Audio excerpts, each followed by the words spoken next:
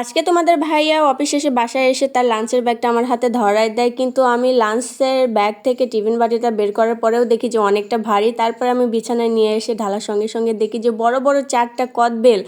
আমি তো পুরাই খুশি হয়ে গেছি, কারণ এই সিজনে কদবেল আমার প্রচণ্ড পরিমাণে ভালো লাগে, মানে পছন্দের একটা ফল বলতে পারো।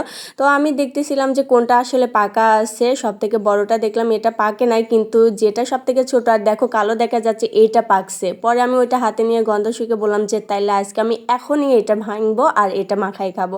তো তারপর আমি এই তো বেলটাকে ধুয়ে নিয়ে আসলাম, তারপরে ফাটাতে চাচ্ছিলাম কিন্তু আমি পারতেছিলাম না। পরে আমার ছোট দেবর এসে বেলটাকে ফাটাই দিছে।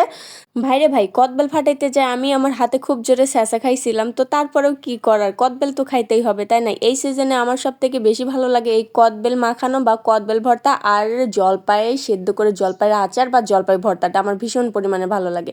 তো ফাটানোর পরে দেখি যে ভিতরে খুব সুন্দর করে পেকে গেছে আর ভালো একটা স্মেল আসতেছিল। আর এই দেখো আমার মেয়ে চিমটা দিয়ে দিয়ে তুলে সে একটু মুখে নিচ্ছিল।